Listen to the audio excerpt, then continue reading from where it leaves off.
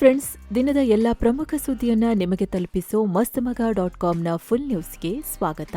ದಿಲ್ಲಿ ಉಗ್ರ ದಾಳಿಗೆ ಸಂಬಂಧಪಟ್ಟಂತೆ ಮೇಜರ್ ಡೆವಲಪ್ಮೆಂಟ್ ಆಗಿದೆ. ಸ್ಫೋಟಕ್ಕೆ ಕಾರಣವಾದ ಉಗ್ರಜಾಲದ ಹಿಂದೆ ಪಾಕಿಸ್ತಾನದ ಪಾತ್ರ ಇದೆ ಅನ್ನೋದನ್ನ ಪಾಕ್ನ ನಾಯಕನೇ ಒಪ್ಕೊಂಡಿದ್ದಾನೆ. ನಮ್ಮ ಹುಡುಗರು ದಿಲ್ಲಿಯ ಎದೆಗೆ ಒಡೆದ್ರು ಅಂತ ಪಾಕ್ ಲೀಡರ್ ಚೌಧರಿ ಅನ್ವರುಲ್ ಹಕ್ ಹೇಳಿದ್ದಾನೆ. ಅದು ಸಂಸತ್ತಲ್ಲಿ ನಿಂತು ಭಾಷಣ ಮಾಡಿದ್ದಾನೆ. ಸ್ನೇಹಿತರೆ, ಈತ ಯಾವುದೋ ಸಣ್ಣಪುಟ್ಟ ರಾಜಕಾರಣಿ ಅಲ್ಲ. ಮೊನ್ನೆವರೆಗೂ ಪಿಒಕೆ ಅಂದ್ರೆ ಪಾಕ್ ಆಕ್ರಮಿತ ಕಾಶ್ಮೀರದ ಪಿಎಂ ಆಗಿದ್ದ. ಅಲ್ಲಿನ ಸೇನೆಯ ಇಷ್ಟದ ಗೊಂಬೆಯಾಗಿದ್ದ. ಅವನೇ ಈಗ ದಿಲ್ಲಿ ದಾಳಿಯ ಹಿಂದೆ ನಾವೇ ಇರೋದು ಅಂತ ಹೇಳಿದ್ದಾನೆ. ಈ ಬಗ್ಗೆ ಸುದೀರ್ಘ ಭಾಷಣ ಮಾಡಿದ್ದು, ನಾನು ಈ ಹಿಂದೆನೆ ಹೇಳಿದ್ದೆ, ನೀವು ಅಂದ್ರೆ ಭಾರತೀಯರು ಬಲೂಚಿಸ್ತಾನದಲ್ಲಿ ರಕ್ತ ಹರಿಸಿದ್ರೆ ನಾವು ಸುಮ್ನಿರಲ್ಲ ಅಂತ. ನಾವು ಈಗ ಮಾಡಿ ತೋರಿಸಿದ್ದೇವೆ. ಭಾರತದ ಕೆಂಪುಕೋಟೆಯಿಂದ ಕಾಶ್ಮೀರದ ಕಾಡಿನವರೆಗೂ, ಅಂದ್ರೆ ದಿಲ್ಲಿ ಉಗ್ರದಾಳಿಯಿಂದ ಹಿಡಿದು ಪಹಲ್ಗಾಮ್ ಉಗ್ರದಾಳಿವರೆಗೂ ನಾವು ದಾಳಿ ಮಾಡ್ತೀವಿ. ದೇವರ ದಯೆಯಿಂದ ನಾವದನ್ನ ಮಾಡಿ ಮುಗಿಸಿದ್ದೇವೆ. ಕೆಲ ದಿನಗಳ ಹಿಂದಷ್ಟೇ ನಮ್ಮ ಹುಡುಗರು ಶಸ್ತ್ರಸಜ್ಜಿತ ಗಂಡಸರು ಅಲ್ಲಿಗೆ ನುಗ್ಗಿ ದಾಳಿ ಮಾಡಿದ್ರು.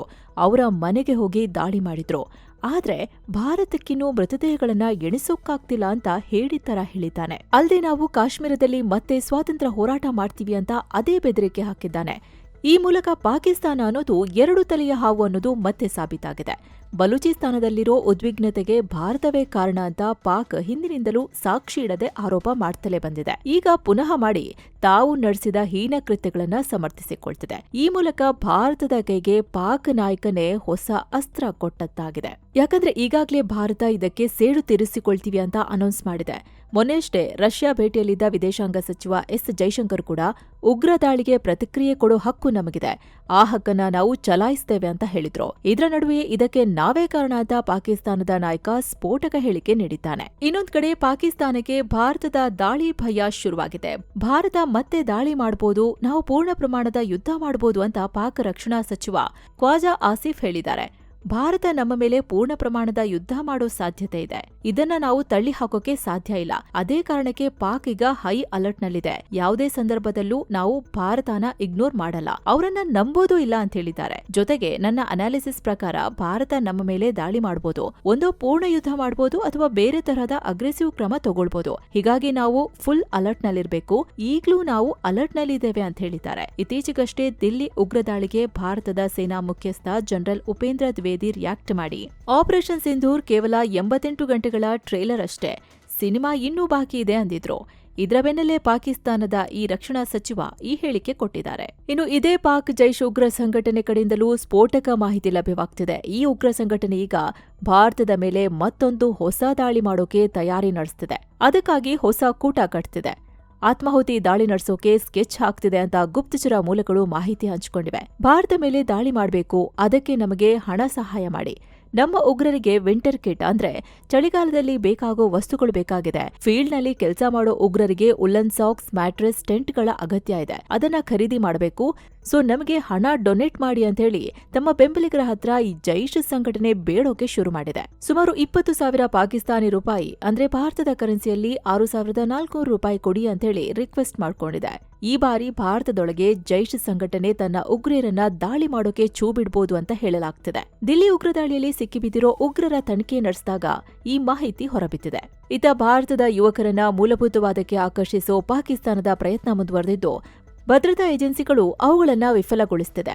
ಕಳೆದ 48 ಗಂಟೆಗಳಲ್ಲಿ ಪಾಕಿಸ್ತಾನದ ಉಗ್ರರು ಜಮ್ಮು ಕಾಶ್ಮೀರದ ಪೂಂಚ್, ರಜೌರಿ, ದೋಡಾ ಮತ್ತು ಕಿಶ್ತ್ವಾರ್ನ ಯುವಕರನ್ನ ಕಾಂಟ್ಯಾಕ್ಟ್ ಮಾಡೋಕೆ ನೋಡಿವೆ. ಸೋಷಿಯಲ್ ಮೀಡಿಯಾ ಮತ್ತು ಫೋನ್ ನಂಬರ್ ಮೂಲಕ ಪ್ರಯತ್ನ ಪಟ್ಟಿವೆ. ಪಾಕಿಸ್ತಾನ ಪಾಕ್ ಆಕ್ರಮಿತ ಕಾಶ್ಮೀರ ಮತ್ತು ದುಬೈನಿಂದ ಈ ಕೆಲಸ ನಡೆದಿವೆ.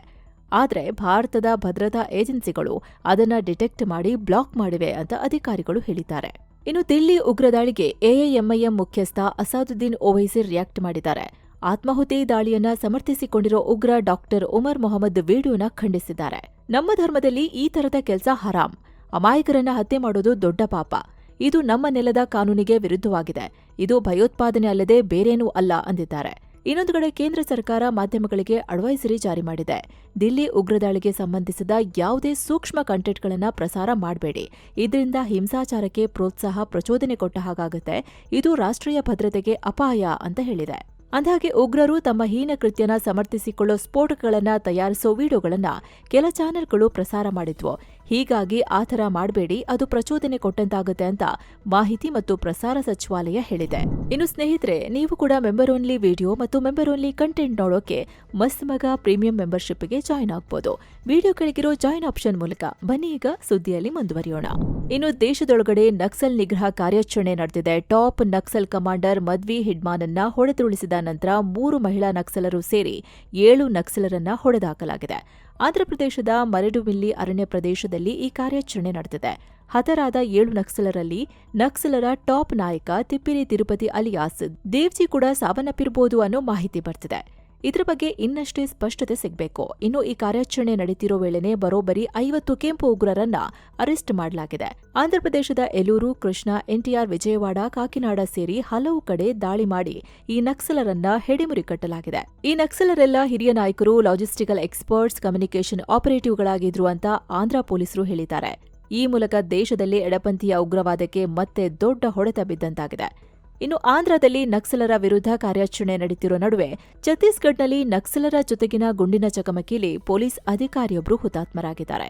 ಇವರನ್ನ ಇನ್ಸ್ಪೆಕ್ಟರ್ ಆಶೀಶ್ ಶರ್ಮಾ ಅಂತ ಗುರುತಿಸಲಾಗಿದೆ. ಇವರು ಮಧ್ಯಪ್ರದೇಶದ ಪೊಲೀಸರ ನಕ್ಸಲ್ ನಿಗ್ರಹ ಘಟಕವಾದ ಹಾಕ್ ಫೋರ್ಸ್ನ ಅಧಿಕಾರಿ.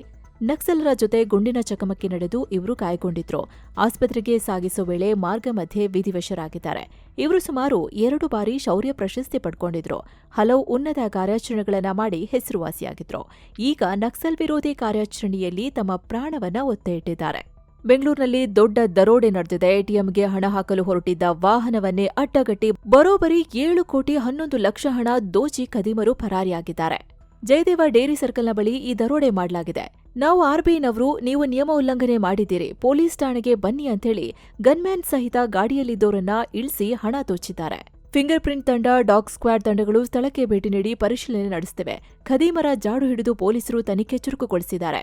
ಗಡಿಭಾಗಗಳಲ್ಲಿ ಬ್ಯಾರಿಕೇಡ್ ಹಾಕಿ ಎಲ್ಲಾ ವಾಹನ ಪರಿಶೀಲನೆ ನಡೆಸುತ್ತಿರೋ ಮಾಹಿತಿ ಸಿಕ್ಕಿದೆ. ಚಿನ್ನಸ್ವಾಮಿ ಸ್ಟೇಡಿಯಂ ಕಾಲ್ತುಳಿತ ಪ್ರಕರಣಕ್ಕೆ ಸಂಬಂಧಿಸಿದಂತೆ ಚಾರ್ಜ್ ಶೀಟ್ ಸಲ್ಲಿಕೆಗೆ ಸಿಐಡಿ ತಯಾರಿ ಮಾಡಿಕೊಂಡಿದೆ. ಚಾರ್ಜ್ ಶೀಟ್ ಬಗ್ಗೆಯೂ ಸ್ವಲ್ಪ ಮಾಹಿತಿ ಸಿಕ್ಕಿದೆ. 11 ಮಂದಿ ಸಾವಿಗೆ ಆರ್ಸಿಬಿಯೇ ನೇರ ಹೊಣೆ ಅಂತ ಚಾರ್ಜ್ ಶೀಟ್ನಲ್ಲಿ ಉಲ್ಲೇಖ ಮಾಡಲಾಗಿದೆ. RCB, Karnataka state cricket association, KSCA, DNA event ಮ್ಯಾನೇಜ್ಮೆಂಟ್ಗಳೇ ಘಟನೆಗೆ ನೇರ ಕಾರಣ. ಸರಿಯಾದ ಪ್ಲಾನ್ ಇಲ್ಲದೆ ಕಾರ್ಯಕ್ರಮ ಆಯೋಜನೆ ಮಾಡಿದ್ರು. ಕಾರ್ಯಕ್ರಮ ಆಯೋಜನೆಗೂ ಮುಂಚೆಯೂ ಸರಿಯಾದ ರೀತಿ ಸಭೆ ಮಾಡಿರಲಿಲ್ಲ. ಸಭೆಯಲ್ಲಿ ತೆಗೆದುಕೊಂಡ ತೀರ್ಮಾನದ ಬಗ್ಗೆ ಪೊಲೀಸ್ ಅಧಿಕಾರಿಗಳಿಗೆ ಮಾಹಿತಿ ನೀಡಲಿಲ್ಲ. ಟಿಕೆಟ್ ಬಗ್ಗೆ ಆರ್ಸಿಬಿ ಗೊಂದಲ ಹುಟ್ಟಿಸಿತು. ಹೀಗಾಗಿ ಈ 3 ಸಂಸ್ಥೆಗಳೇ ಅದಕ್ಕೆ ಹೊಣೆ ಅಂತ ಸಿಐಡಿ ಹೇಳಿದೆ. ಸುಮಾರು 2200ಕ್ಕೂ ಅಧಿಕ ಪುಟಗಳ ಚಾರ್ಜ್ ಶೀಟ್ ರೆಡಿ ಮಾಡಿದೆ. 100 ಪ್ರತ್ಯಕ್ಷ ಸಾಕ್ಷಿ, ಸಿಸಿಟಿವಿ, ಗಾಯಾಳುಗಳ ಹೇಳಿಕೆ, ಪೊಲೀಸರ ಹೇಳಿಕೆಯನ್ನ ದಾಖಲಿಸಿಕೊಂಡಿದೆ. ಇನ್ನು ರೇಣುಕಾಸ್ವಾಮಿ ಕೊಲೆ ಕೇಸ್ನ ಆರೋಪಿ ನಟ ದರ್ಶನ್ರ ರಗ್ಗುದಿಮ್ಮಿನ ವಿವಾದ ಸದ್ಯಕ್ಕೆ ಮುಗಿಯೋ ಲಕ್ಷಣ ಇಲ್ಲ. ಈಗ ಮತ್ತೆ ವಿಚಾರಣೆ ನಡೆದಿದೆ. ದರ್ಶನ್ ಕಾನ್ಫರೆನ್ಸ್ ಮೂಲಕ ವಿಚಾರಣೆಗೆ ಹಾಜರಾಗಿದ್ರು. ಈ ವೇಳೆ ಜೈಲಲ್ಲಿ ತುಂಬಾ ಚಳಿ ಇದೆ. ಚಳಿಯಿಂದಾಗಿ ನಾವ್ಯಾರೂ ರಾತ್ರಿ ಮಲಗ್ತಾ ಇಲ್ಲ. ಸರಿಯಾದ ಕಂಬಳಿ ಕೊಡಿ ಅಂತ ಮನವಿ ಮಾಡಿದ್ದಾರೆ. ಈ ಮನವಿ ಬಳಿಕ ಜಡ್ಜ್ ಪದೇ ಪದೇ ಆದೇಶ ಮಾಡಿದ್ರು, ಹೀಗ್ಯಾಕ್ ಮಾಡ್ತೀರಾ, ಚಳಿ ಇದ್ದಾಗ ಕಂಬಳಿ ಕೊಡಬೇಕಲ್ವಾ ಅಂತ ಪ್ರಶ್ನೆ ಮಾಡಿ ದರ್ಶನ್ಗೆ ಕಂಬಳಿ ಕೊಡೋಕೆ ಜೈಲಾಧಿಕಾರಿಗಳಿಗೆ ಸೂಚನೆ ನೀಡಿದ್ದಾರೆ. ಪ್ರಕರಣದ ಮುಂದಿನ ವಿಚಾರಣೆನ ಡಿಸೆಂಬರ್ 3ಕ್ಕೆ ಮುಂದೂಡಿದ್ದಾರೆ. ಉಡುಪಿ ಜಿಲ್ಲೆ ಕಾರ್ಕಳದ ಮೊರಾರ್ಜಿ ದೇಸಾಯಿ ಶಾಲೆಯ ದೈಹಿಕ ಶಿಕ್ಷಕರೊಬ್ಬರು ವಿದ್ಯಾರ್ಥಿಗಳಿಗೆ ಜನಿವಾರ ತೆಗೆಯೋಕೆ ಒತ್ತಾಯಿಸಿರೋ ಘಟನೆ ಆಕ್ರೋಶಕ್ಕೆ ಕಾರಣವಾಗಿದೆ. ಮಕ್ಕಳು ಜನಿವಾರ ಮತ್ತು ಕೈಗೆ ದಾರ ಕಟ್ಟಿದ ಕಾರಣಕ್ಕೆ ಶಿಕ್ಷಕ ಬಸ್ಕಿ ಕೂಡ ಹೊಡೆಸಿದ್ದಾರೆ. ಈ ಶಿಕ್ಷಕರನ್ನ ಮದರಶಾ ಮಕಂದಾರ್ ಅಂತ ಗುರುತಿಸಲಾಗಿದೆ. ಇವರನ್ನ ಅಮಾನತು ಕೂಡ ಮಾಡಲಾಗಿದೆ. ಘಟನೆ ನಡೆದ ಬಳಿಕ ಗ್ರಾಮಸ್ಥರು ಮತ್ತು ಪೋಷಕರು ಶಾಲೆಗೆ ಬಂದು ಶಿಕ್ಷಕನ ವಿರುದ್ಧ ಕ್ರಮ ಕೈಗೊಳ್ಳಿ ಅಂತ ಒತ್ತಾಯಿಸಿದ್ರು.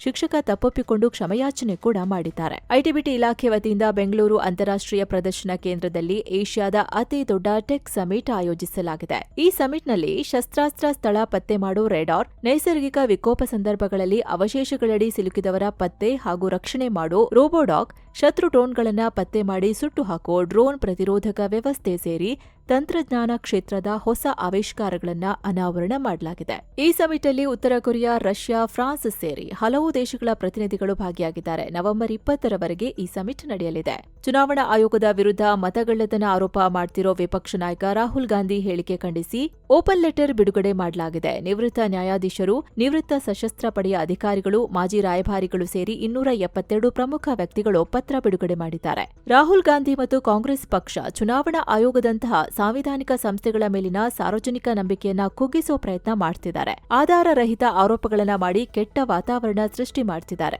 ಪಾಲಿಸಿ ಬದಲಾವಣೆಗೆ ಹೊಸ ಐಡಿಯಾ ನೀಡೋದು ಬಿಟ್ಟು ಈ ರೀತಿ ಆಧಾರ ರಹಿತ ಆರೋಪಗಳನ್ನ ಮಾಡ್ತಿದ್ದಾರೆ. ಭಾರತೀಯ ಸೇನೆಯ ಶೌರ್ಯ ಮತ್ತು ಸಾಧನೆಯನ್ನ ಪ್ರಶ್ನಿಸಲಾಗ್ತಿದೆ ಅಂತ ಪತ್ರದಲ್ಲಿ ಉಲ್ಲೇಖಿಸಿದ್ದಾರೆ. ಈ ರೀತಿ ಚುನಾವಣಾ ಆಯೋಗದ ವಿರುದ್ಧ ಟೀಕೆ ಮತ್ತು ಪಿತೂರಿ ರೀತಿಯ ಹೇಳಿಕೆಗಳನ್ನ ನಿಲ್ಲಿಸಬೇಕು ಅಂತ ಆಗ್ರಹಿಸಿದ್ದಾರೆ. ನಿವೃತ್ತ ನ್ಯಾಯಾಧೀಶರಾದ ಸುಬ್ರು ಕಮಲ್ ಮುಖರ್ಜಿ, ರಾಜೀವ್ ಲೋಚನ್, ವಿವೇಕ್ ಶರ್ಮಾ, ಮಾಜಿ ರಾ ಮುಖ್ಯಸ್ಥ ಸಂಜೀವ ತ್ರಿಪಾಠಿ, ಮಾಜಿ ಐಪಿಎಸ್ ಅಧಿಕಾರಿ ಪ್ರವೀಣ್ ದೀಕ್ಷಿತ್ ಸೇರಿ ಒಟ್ಟು 272 ಪ್ರಮುಖ ವ್ಯಕ್ತಿಗಳು assault on national constitutional authorities ಟೈಟಲ್ನಡಿ ಈ ಪತ್ರ ಬಿಡುಗಡೆ ಮಾಡಿದ್ದಾರೆ. ಶಬರಿಮಲಾ ಯಾತ್ರೆ ಶುರುವಾಗ್ತಿದ್ದಂತೆ ಶ್ರೀಕ್ಷೇತ್ರದಲ್ಲಿ ಭಾರೀ ಜನದಟ್ಟಣೆ ಉಂಟಾಗಿದೆ. ಹೀಗಾಗಿ ನೂಕುನುಗ್ಗಲಿನಲ್ಲಿ ಸಿಕ್ಕಿ ಓರ್ವ ಮಹಿಳೆ ಮೃತಪಟ್ಟಿದ್ದಾರೆ. ಈ ಎಲ್ಲ ಘಟನೆಗಳಿಗೆ ಸಂಬಂಧಿಸಿದಂತೆ ತಿರುವಾಂಕೂರು ದೇವಸ್ವಂ ಮಂಡಳಿಯನ್ನ ಟಿಬಿಡಿ ಕೇರಳ ಹೈಕೋರ್ಟ್ ತರಾಟೆಗೆ ತೆಗೆದುಕೊಂಡಿದೆ. ಮಂಡಳಿ 6 ತಿಂಗಳ ಹಿಂದೆಯೇ ಎಲ್ಲ ವ್ಯವಸ್ಥೆ ಮಾಡ್ಕೋಬೇಕಿತ್ತು. ಮಂಡಳಿಯ ಅಸಮರ್ಪಕ ನಿರ್ವಹಣೆಯಿಂದ ಅಲ್ಲಿ ಸಾವಿರಾರು ಜನ ಭಕ್ತರು ಸಿಲುಕಿದ್ದಾರೆ. ಯಾತ್ರಿಕರನ್ನ ಒಟ್ಟಿಗೆ ಒಳಗೆ ತಳ್ಳಲಾಗ್ತಿದೆ. ಭಕ್ತರ ಸುರಕ್ಷತೆಯ ವಿಚಾರದಲ್ಲಿ ಈ ರೀತಿಯ ಅಸಡ್ಡೆ ಬಗ್ಗೆ ಈಗಲೇ ಸ್ಪಷ್ಟೀಕರಣ ನೀಡಬೇಕು ಅಂತ ಕೋರ್ಟ್ ಪ್ರಶ್ನೆ ಮಾಡಿದೆ. ಇದರಿಂದ ಎಚ್ಚೆತ್ತುಕೊಂಡಿರೋ ಟಿಬಿಡಿ ಮಂಡಳಿ ಕಟ್ಟುನಿಟ್ಟಿನ ಕ್ರಮ ಕೈಗೊಂಡಿದೆ. ಬುಧವಾರದಿಂದ ಸ್ಪಾಟ್ ಬುಕಿಂಗ್ ಅನ್ನ 20,000ಕ್ಕೆ ಇಳಿಸಿದೆ. ಉಳಿದುಕೊಳ್ಳುವ ಸೌಲಭ್ಯ ಮತ್ತು ಸಿಬ್ಬಂದಿಗಳ ಸಂಖ್ಯೆಯನ್ನ ಮತ್ತಷ್ಟು ಹೆಚ್ಚಿಸಿದೆ. ಜನದಟ್ಟಣೆ ಕಡಿಮೆ ಮಾಡೋಕೆ ನಿಲಕಲ್ನಲ್ಲಿ 7 ಹೊಸ ಸ್ಪಾಟ್ ಬುಕಿಂಗ್ ಕೌಂಟರ್ ತೆರೆಯಲು ಮುಂದಾಗಿದೆ. ಇನ್ನೊಂದು ಕಡೆ ಕರ್ನಾಟಕದಿಂದ ಶಬರಿಮಲೆಗೆ ಹೊರಟಿದ್ದ ಮಾಲಾಧಾರಿಗಳ ಬಸ್ ಒಂದು ಪಲ್ಟಿಯಾಗಿದೆ. ಅದೃಷ್ಟವಶಾತ್ ಸಣ್ಣಪುಟ್ಟ ಗಾಯಗಳಾಗಿ ಬಚಾವಾಗಿದ್ದಾರೆ. ಇನ್ನು ಆರ್ಎಸ್ಎಸ್ ಮುಖ್ಯಸ್ಥ ಮೋಹನ್ ಭಾಗವತ್ ಮತ್ತೆ ಹಿಂದುತ್ವದ ಬಗ್ಗೆ ಮಾತನಾಡಿದ್ದಾರೆ. ಹಿಂದೂ ಧರ್ಮ ಕೇವಲ ಧಾರ್ಮಿಕ ನಂಬಿಕೆಗಳಿಗೆ ಸೀಮಿತವಾಗಿಲ್ಲ, ಇದು ಎಲ್ಲರನ್ನ ಒಳಗೊಂಡ ಧರ್ಮ. ಹೇಗೆಂದ್ರೆ ಒಂದು ವೇಳೆ ಮುಸ್ಲಿಮರು ಮತ್ತು ಕ್ರಿಶ್ಚಿಯನರು ಭಾರತವನ್ನ ಪೂಜಿಸಿದ್ರೆ, ಭಾರತದ ಸಂಸ್ಕೃತಿಯನ್ನ ಪಾಲಿಸಿದ್ರೆ ಅವರು ಕೂಡ ಹಿಂದೂಗಳೇ ಆಗ್ತಾರೆ. ಅದಕ್ಕಾಗಿ ಅವರು ತಮ್ಮ ಪೂಜೆ ಪದ್ಧತಿಗಳನ್ನ ಸಂಪ್ರದಾಯಗಳನ್ನ ತ್ಯಜಿಸಬೇಕಂತಿಲ್ಲ.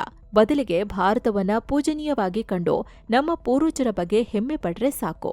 ಯಾರು ಹೀಗೆ ಮಾತೃಭೂಮಿ ಮೇಲೆ ಭಕ್ತಿ ಇಟ್ಟು ನಮ್ಮ ಸಂಸ್ಕೃತಿಯನ್ನ ಮುಂದಕ್ಕೆ ತಗೊಂಡು ಹೋಗ್ತಾರೋ ಅವರೆಲ್ಲ ಹಿಂದೂಗಳೇ ಅಂತ ಹೇಳಿದ್ದಾರೆ. ಮಂಗಳವಾರ ಅಸ್ಸಾಂನಲ್ಲಿ ನಡೆದ ಆರ್ಎಸ್ಎಸ್ನ ಶತಮಾನೋತ್ಸವದ ಕಾರ್ಯಕ್ರಮವೊಂದರಲ್ಲಿ ಭಾಗವತ್ ಈ ರೀತಿ ಹೇಳಿದ್ದಾರೆ. ಇಲ್ಲಿಂದ ಭಾಗವತ್ ಇನ್ನೂ 3 ದಿನಗಳ ಮಣಿಪುರ ಭೇಟಿಗೆ ಪ್ಲಾನ್ ಮಾಡಿದ್ದಾರೆ. ವಿಶೇಷ ಅಂದ್ರೆ ಮಣಿಪುರ ಹಿಂಸಾಚಾರದ ನಂತರ ಇದು ಅವರ ಮೊದಲ ಭೇಟಿಯಾಗಿದೆ. ರಾಜ್ಯಕ್ಕೆ ಭೇಟಿ ನೀಡಿ ಅಲ್ಲಿನ ಜನರೊಂದಿಗೆ, ಉದ್ಯಮಿಗಳೊಂದಿಗೆ ಹಾಗೆಯೇ ಬುಡಕಟ್ಟು ಸಮುದಾಯದ ಮುಖಂಡರ ಜೊತೆ ಮಾತುಕತೆ ನಡೆಸಲಿದ್ದಾರೆ. ಇನ್ನು ಜಗತ್ತಿನಾದ್ಯಂತ ಧಾರ್ಮಿಕ ಸ್ವಾತಂತ್ರ್ಯ ಮಾನಿಟರ್ ಮಾಡ್ತೀವಿ ಅನ್ನೋ ಅಮೆರಿಕದ international religious freedom commission USCIRF Modi ಸರ್ಕಾರ ಮತ್ತು ಬಿಜೆಪಿ ನಾಯಕರ ಮೇಲೆ ದೊಡ್ಡ ಆರೋಪ ಮಾಡಿದೆ. 2024ರ ಲೋಕಸಭಾ ಚುನಾವಣೆಗೂ ಮುನ್ನ ಪಿಎಂ ಮೋದಿ ಮತ್ತು ಬಿಜೆಪಿ ನಾಯಕರು ಮುಸ್ಲಿಮರು ಮತ್ತು ಇತರೆ ಅಲ್ಪಸಂಖ್ಯಾತರನ್ನ ಗುರಿಯಾಗಿಸಿ ಸುಳ್ಳು ಮಾಹಿತಿ ಮತ್ತು ದ್ವೇಷಪೂರಿತ ಮಾಹಿತಿಯನ್ನು ಹರಡಿದ್ದಾರೆ. ಇದರಿಂದ ಚುನಾವಣೆ ನಂತರ ಅಲ್ಪಸಂಖ್ಯಾತರ ವಿರುದ್ಧ ಹಿಂಸಾಚಾರ ನಡೆಸೋಕೆ ಹೆಚ್ಚು ಪ್ರೋತ್ಸಾಹ ಸಿಕ್ತು. ಜನರು ಕಾನೂನುಗಳನ್ನು ಕೈಗೆ ತಗೊಂಡ್ರು. ಉದ್ದೇಶಿತ ಹತ್ಯೆಗಳು ಮತ್ತು ವಿನಾಕಾರಣ ಹತ್ಯೆಗಳಾದವು. ಮೈನಾರಿಟಿಗಳಿಗೆ ಸಂಬಂಧಿಸಿದ ಮನೆ, ಆಸ್ತಿ ಮತ್ತು ಧಾರ್ಮಿಕ ಸ್ಥಳಗಳನ್ನು ಧ್ವಂಸ ಮಾಡಲಾಯಿತು. ಧಾರ್ಮಿಕ ಅಲ್ಪಸಂಖ್ಯಾತರನ್ನ ಗುರಿಯಾಗಿಸಿ ದಾಳಿಗಳನ್ನ ಮತ್ತು ತಾರತಮ್ಯ ಮಾಡಲಾಯಿತು. ರಾಜಕೀಯ ಬೆಂಬಲಕ್ಕೋಸ್ಕರ ಇದನ್ನ ಮಾಡಲಾಯಿತು ಅಂದಿದೆ. ತನ್ನ ವಾರ್ಷಿಕ ವರದಿಯಲ್ಲಿ ಇದನ್ನ ಉಲ್ಲೇಖ ಮಾಡಿದೆ. ಕರ್ನಾಟಕದ ಬೀದರ್ನಲ್ಲಿ ಅತಿ ಕಡಿಮೆ 10 ಡಿಗ್ರಿ ಸೆಲ್ಸಿಯಸ್ ತಾಪಮಾನ ದಾಖಲಾಗಿದೆ. ಕಳೆದ 3 ದಿನಗಳಿಂದ ಸತತವಾಗಿ ಅಲ್ಲಿ ತಾಪಮಾನ ಕುಸಿತ ಕಾಣ್ತಿದೆ. ಮೈಕೊರೆಯೋ ಚಳಿಗೆ ಜನ ಹೊರಬರೋಕೆ ಹಿಂದೇಟಾಕ್ತಿದ್ದಾರೆ. ತಾಪಮಾನ ಇನ್ನೂ ಕುಸಿಯುತ್ತೆ ಅಂತ ಹವಾಮಾನ ಇಲಾಖೆ ಮುನ್ಸೂಚನೆ ನೀಡಿದೆ. ಮಕ್ಕಳು ಮತ್ತು ವೃದ್ಧರಿಗೆ ಬೆಚ್ಚನೆಯ ಬಟ್ಟೆ ಧರಿಸಿ ಓಡಾಡಲು ಸಲಹೆ ನೀಡಿದೆ. ಎನ್ಸಿಪಿ ನಾಯಕ ಬಾಬಾ ಸಿದ್ದಿಕಿ ಕೊಲೆ ಕೇಸ್ನ ಪ್ರಮುಖ ಆರೋಪಿ ಗ್ಯಾಂಗ್ಸ್ಟರ್ ಲಾರೆನ್ಸ್ ಬಿಷ್ಣೋಯಿ ಸಹೋದರ ಅನ್ಮೋಲ್ ಬಿಷ್ಣೋಯಿನನ್ನ ಅಮೆರಿಕ ಗಡೀಪಾರು ಮಾಡಿದ್ದು ದಿಲ್ಲಿಲಿ ಎನ್ಐಎ ಅಧಿಕಾರಿಗಳು ವಶಕ್ಕೆ ಪಡೆದಿದ್ದಾರೆ. ದಿಲ್ಲಿಯ ಇಂದಿರಾಗಾಂಧಿ ಏರ್ಪೋರ್ಟ್ನಿಂದ ವಶಕ್ಕೆ ಪಡೆದು ಮುಂದಿನ ಕಾನೂನು ಪ್ರಕ್ರಿಯೆಗಳಿಗಾಗಿ ಪಟಿಯಾಲದ ಹೌಸ್ ಕೋರ್ಟ್ ಮುಂದೆ ಹಾಜರುಪಡಿಸಿದ್ದಾರೆ. ದತ್ತಪೀಠದಲ್ಲಿ ದತ್ತ ಜಯಂತಿ ಹಿನ್ನೆಲೆ ಡಿಸೆಂಬರ್ 1ರಿಂದ 4ರವರೆಗೆ ಚಿಕ್ಕಮಗಳೂರು ತಾಲೂಕಿನ ಮುಳ್ಳಯ್ಯನಗಿರಿ ಭಾಗಕ್ಕೆ ಪ್ರವಾಸಿಗರಿಗೆ ನಿರ್ಬಂಧ ಹೇರಿ ಜಿಲ್ಲಾಡಳಿತ ಆದೇಶ ಹೊರಡಿಸಿದೆ. ಡಿಸೆಂಬರ್ 5ರ ಬೆಳಗ್ಗೆ 10 ಗಂಟೆ ಬಳಿಕ ಮುಳ್ಳಯ್ಯನಗಿರಿ ಭಾಗ ಪ್ರವಾಸಿಗರಿಗೆ ಮುಕ್ತವಾಗಲಿದೆ. ಬಾಕಿ ಇರೋ ಆಸ್ತಿ ತೆರಿಗೆ ಪಾವತಿಸದ ಹಿನ್ನೆಲೆಯಲ್ಲಿ ಬೆಂಗಳೂರಿನ ಮಂತ್ರಿ ಮಾಲ್ಗೆ ಮತ್ತೆ ಬೇಗ ಹಾಕಲಾಗಿದೆ. ಬಾಕಿ ಇರೋ 30.81 ಕೋಟಿ ರೂಪಾಯಿ ಆಸ್ತಿ ತೆರಿಗೆ ಪಾವತಿ ಮಾಡದಿದ್ದಕ್ಕಾಗಿ ಮಾಲ್ಗೆ ತೆರಳಿ ಬೆಂಗಳೂರು ಅಭಿವೃದ್ಧಿ ಪ್ರಾಧಿಕಾರದ ಅಧಿಕಾರಿಗಳು ಮಾಲ್ ಅನ್ನು ಸೀಸ್ ಮಾಡಿದ್ದಾರೆ. ಇನ್ನು ಉತ್ತರ ಪ್ರದೇಶದ ಸೋನ್ಭದ್ರಾ ಗಣಿ ಕುಸಿತದಿಂದ ಮಣ್ಣಿನಡಿ ಸಿಲುಕಿ ಮೃತಪಟ್ಟ 7 ಮೃತದೇಹಗಳನ್ನು ಹೊರತೆಗೆಯಲಾಗಿದೆ. ಸತತ 72 ಗಂಟೆಗಳ ಕಾರ್ಯಾಚರಣೆಯಿಂದ ಅಲ್ಲಿ ಸಿಲುಕಿದ್ದ ಎಲ್ಲಾ ಮೃತದೇಹಗಳನ್ನು ಪತ್ತೆ ಹಚ್ಚಿದ್ದೇವೆ ಅಂತ ಪೊಲೀಸರು ಮಾಹಿತಿ ನೀಡಿದ್ದಾರೆ. ಇನ್ನು ಘಟನಾ ಸಂಬಂಧ ಗಣಿಗಾರಿಕೆ ಮಾಲೀಕನ ಮೇಲೆ ಕೇಸ್ ಹಾಕಲಾಗಿದೆ. ಎಫ್ಐಆರ್ನಲ್ಲಿ ನಿರ್ಲಕ್ಷ್ಯ, ಸುರಕ್ಷತೆ ಮತ್ತು ಗಣಿಗಾರಿಕೆ ಮಾನದಂಡಗಳ ಉಲ್ಲಂಘನೆಯ ಆರೋಪ ಮಾಡಲಾಗಿದೆ. ಮರಣದಂಡನೆಗೆ ಗುರಿಯಾಗಿರೋ ಬಾಂಗ್ಲಾ ನಾಯಕಿ ಶೇಖ್ ಹಸೀನಾ ಮತ್ತು ಬಾಂಗ್ಲಾದ ಮಾಜಿ ಗೃಹ ಸಚಿವ ಅಸದುಜ್ಜಮನ್ ಸಿದ್ದಿಕಿ ಅವರು ಈಗ ಭಾರತದಲ್ಲಿದ್ದು ಅವರನ್ನ ಗಡೀಪಾರು ಮಾಡೋಕೆ ಭಾರತ ಒಪ್ತಿಲ್ಲ. ಇದರ ಬೆನ್ನಲ್ಲೇ ಯುಎಸ್ ಸರ್ಕಾರ ಇವರಿಬ್ಬರನ್ನ ಗಡೀಪಾರು ಮಾಡಿಸಲು ಇಂಟರ್ಪೋಲ್ ಸಹಾಯ ಪಡೆಯೋಕೆ ನೋಡ್ತಿದೆ ಅಂತ ಬಾಂಗ್ಲಾದ ಮೀಡಿಯಾಗಳು ವರದಿ ಮಾಡಿವೆ. ಭಾರತದ ಷೇರುಪೇಟೆ ಗ್ರೀನ್ನಲ್ಲಿ ಕೊನೆಗೊಂಡಿದೆ. ದಿನದ ವಹಿವಾಟಿನ ಅಂತ್ಯಕ್ಕೆ ಸೆನ್ಸೆಕ್ಸ್ 513 ಪಾಯಿಂಟ್ಸ್ ಜಂಪ್ ಆಗಿ 85,186ಕ್ಕೆ ರೀಚ್ ಆಗಿದೆ. ನಿಫ್ಟಿ 142 ಪಾಯಿಂಟ್ಸ್ ಜಂಪ್ ಆಗಿ 26,052ಕ್ಕೆ ತಲುಪಿದೆ. ಐಟಿ ಮತ್ತು ಬ್ಯಾಂಕಿಂಗ್ನಂತಹ ಹೆವಿವೇಟ್ ಸ್ಟಾಕ್ಗಳಿಂದ ಮಾರ್ಕೆಟ್ಗೆ ಬಲ ಸಿಕ್ಕಿದೆ. ಜೊತೆಗೆ ಭಾರತ ಮತ್ತು ಅಮೆರಿಕ ನಡುವಿನ ವ್ಯಾಪಾರ ಒಪ್ಪಂದದ ಬಗ್ಗೆ ಕೇಂದ್ರ ವಾಣಿಜ್ಯ ಸಚಿವ ಪಿಯೂಷ್ ಗೋಯಲ್ ಪಾಸಿಟಿವ್ ಹೇಳಿಕೆ ನೀಡಿರೋದು ಹೂಡಿಕೆದಾರರ ಸೆಂಟಿಮೆಂಟ್ಗೆ ಬೂಸ್ಟ್ ಸಿಕ್ಕಿದೆ. ಹೀಗಾಗಿ ಮಾರ್ಕೆಟ್ ಗ್ರೀನ್ನಲ್ಲಿ ಕೊನೆಗೊಂಡಿದೆ. ಇನ್ನು Tata Motors, Maruti Suzuki, Bajaj Finance, Adani Ports ಮತ್ತು ಎನ್ಟಿಪಿಸಿ ಷೇರುಗಳು ರೆಡ್ನಲ್ಲಿದ್ವು. ಆದರೆ HCL, Tata Consultancy, Infosys, Sun Pharmaceutical Industries ಮತ್ತು ಹಿಂದೂಸ್ತಾನ್ ಯುನಿಲಿವರ್ ಷೇರುಗಳು ಗ್ರೀನ್ನಲ್ಲಿದ್ವು. ಇನ್ನು ಡಾಲರ್ ಮುಂದೆ ರೂಪಾಯಿ ಮೌಲ್ಯ 2 ಪೈಸೆ ಏರಿಕೆಯಾಗಿ 88 ರೂಪಾಯಿ 58 ಪೈಸೆ ಆಗಿದೆ. ಇನ್ನು ಚಿನ್ನ ಮತ್ತು ಬೆಳ್ಳಿ ಬೆಲೆ ವಿಚಾರಕ್ಕೆ ಬಂದರೆ 24 ಕ್ಯಾರೆಟ್ನ 10 ಗ್ರಾಂ ಚಿನ್ನದ ಬೆಲೆಯಲ್ಲಿ 1,704 ರೂಪಾಯಿ ಹೆಚ್ಚಾಗಿ 1,23,884 ರೂಪಾಯಿ ಆಗಿದೆ. 22 ಕ್ಯಾರೆಟ್ನ 10 ಗ್ರಾಂ ಚಿನ್ನದ ಬೆಲೆಯಲ್ಲಿ 1,560 ರೂಪಾಯಿ ಹೆಚ್ಚಾಗಿ 1,13,480 ರೂಪಾಯಿ ಆಗಿದೆ. 1 ಕೆಜಿ ಬೆಳ್ಳಿ ಬೆಲೆಯಲ್ಲಿ 4,414 ರೂಪಾಯಿ ಹೆಚ್ಚಾಗಿ 1,58,120 ರೂಪಾಯಿ ಆಗಿದೆ.